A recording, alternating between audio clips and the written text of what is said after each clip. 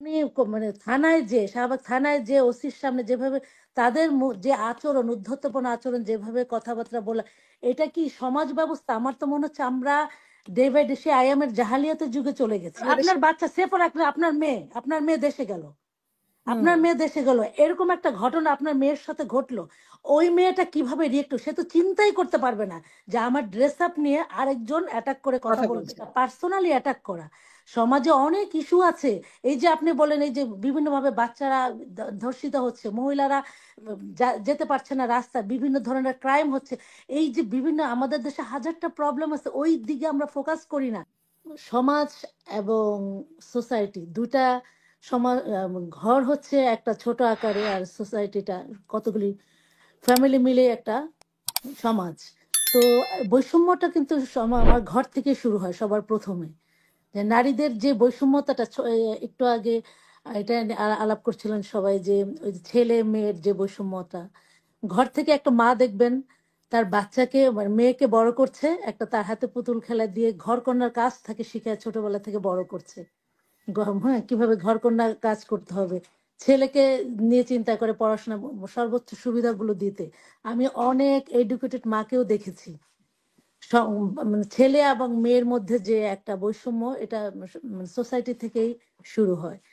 তারপরে আপনার সমাজের মধ্যে আরো বৈষম্যতা একটা আছে আপনার ধর্মের নামে, মানে ধর্মান্ধতা যেটাকে বলি আমরা, তা কুসংস্কার, কোনো একটা অন্যায় করে একটা ধর্মের মানে ধর্মের আশ্রয় নিয়ে চাপিয়ে দেওয়া। সোসাইটিতে কুসংস্কার এটা বড় আমি মনে করি শিক্ষার অভাব। যে সোসাইটি থেকে একটা মেয়ে যখন নির্যাতিত হবে, তখন সে বাইরেও নির্যাতিত হয়, ঘরে সে বললে বাবা মা প্যারেন্টসরা মনে করে তারা সোসাইটির ভয় আছে, তখন তারা একটা অন্যায়টা ঘরে এসে তারা বলতে চায় না। একটা মেয়ে যখন ঘরে নির্যাতিত হয়, বা দেখেন ফ্যামিলিগতভাবে নির্যাতিত অনেক ছোট বাচ্চারা মেয়েরা, এই যে বিভিন্নভাবে দেখছি ঘরে যে আত্মীয় স্বজনের মাধ্যমে নির্যাতিত হচ্ছে, এটা কিন্তু অনেক সময় নিজের ফ্যামিলি এটাকে ডিসক্লোজ করে না, আইনের আশ্রয় নিতে চায় না, মনে করে সোসাইটির ভয়টা তাদের ভিতরে এত বেশি কাজ করে। আমরা আমরা বলছি যে আমরা অনেক সভ্য হয়েছি, অনেক, আমরা তো মনে হচ্ছে ডে বাই ডে এটা এটা সত্যিকার থেকে আমাদের টাবু, এটা থেকে বেরিয়ে আসতে হবে আমাদেরকে। যে একটা অন্যায় হয়েছে এটা তোমার নিজের প্রবলেম না। হ্যাঁ, সোসাইটির ভয়টা, আমরা নিজের সন্তানের চেয়ে আমরা সোসাইটিকে ভয় করি। সমাজ কি বলবে, মানুষ কি বলবে, নিজের সন্তানের নিরাপত্তাটা আগে না দেখে মানুষের এই জিনিসগুলো থেকে আমাদের বেরিয়ে আসতে হবে। অনেক, আমি এখনো বলছি, অনেক শিক্ষিত মারা এখনো পর্যন্ত কিন্তু ছেলে মেয়ের যে বৈষম্যটা ঘর থেকে আমরা দেখতে পারি।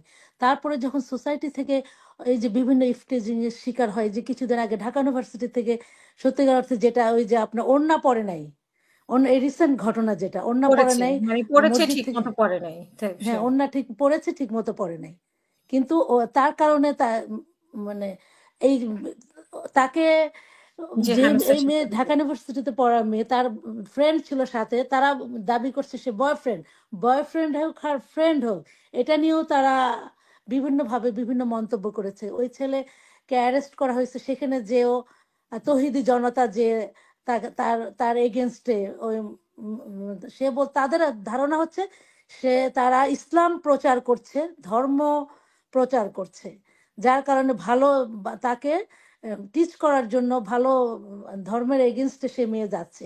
এটা হচ্ছে যদি তাদের গাইডলাইন হয় আমাদের দেশ, তাহলে সৌদি আরবের যেরকম আপনি সৌদি আরব একটা ইসলামিক রাষ্ট্র কায়েম করা হয়েছে, আপনি যখন এখান থেকে বের হবেন এয়ারপোর্ট থেকে, আপনি ম্যান্ডেটারি আপনি বোরখা পরা। এখন বিভিন্নভাবে আমরা দেখতে পাচ্ছি যে মক ট্রায়াল করে তারা নিজেরাই আইন হাতে নিয়ে যাচ্ছে। আর যেইভাবে আপনি মানে থানায় যে শাহবাগ থানায় যে ওসির সামনে যেভাবে তাদের যে আচরণ উদ্ধত্তপূর্ণ আচরণ যেভাবে কথাবার্তা বলা, এটা কি সমাজ ব্যবস্থা? আমার তো মনে হচ্ছে আমরা ডে বাই ডে সে আইএমের জাহালিয়াতের যুগে চলে গেছি। এই যে একটু আগে আপু বললেন, শম্পা বসু আপু, যে 8 বছরের একটা মেয়ে মাগুরাতে যে ধর্ষিত হয়েছে, আর তার বোনের বাসায় সে বেড়াতে গেছে, তো তার শ্বশুর তাকে নির্যাতন করেছে। ওই শ্বশুর কিন্তু ওই মহিলা যখন 4 মাস, তার বিয়ের বয়স 4 মাস, এই বড় বোন, এই শ্বশুরও কিন্তু তাকে জড়িয়ে ধরেছিল।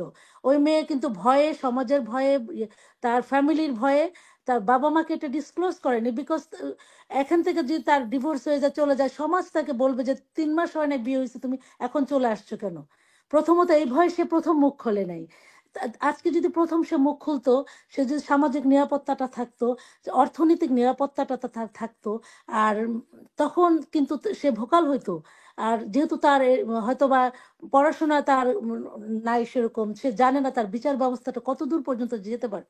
আজকে তার ছোট বোনটা তার শ্বশুর নিজের বাড়িতে ধর্ষিতা হয়েছে, এখন সে মানে এখনো হসপিটালে মৃত্যুর সাথে সে পাঞ্জা লড়ছে। তো এই যে আমাদের সমাজ ব্যবস্থা, তখন এই তৌহিদি জনতা তারা কোথায় থাকে? ওনারা কি গিয়েছিল ওই মেয়েটাকে দেখতে বা ওই মেয়েটাকে কোনো মানে ব্যবস্থা করতে? এই যে অন্যায়টাকে প্রশ্রয় দিচ্ছে। তারপরে আপনার ফুটবল খেলার মাঠে মেয়েরা ফুটবল খেলতে পারবে পারবে না, বেশ ভালো কথা। তাহলে ইসলামিক রাষ্ট্র কায়েম করে রুলস, সোসাইটি রুলস করো তোমরা যে না মেয়েরা পারবে না খেলতে। এভাবে যে জি। কনফ্লিক্ট কনফ্লিক্ট তৈরি করছে।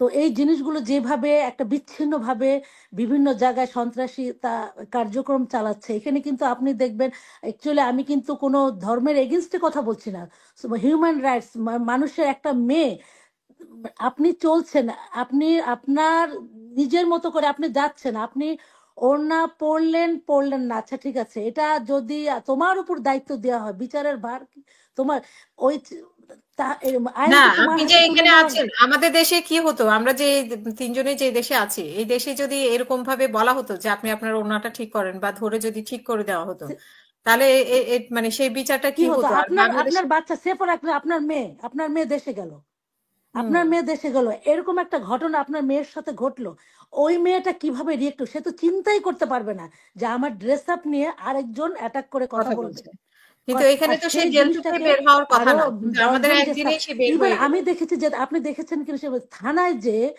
পুলিশ অফিসারের কাছে যেইভাবে তারা মানে মুখ যেই ভাষায় তারা কথা বলেছে, এটা কি অ্যালাউড? একটা মেয়ে ওড়না পরে না, আমরা এখন সোশ্যাল মিডিয়াতে দেখি যে নোংরা ভাষা তারা সোশ্যাল মিডিয়াতে ইউজ করে, এটা তাদের জন্য জায়েজ?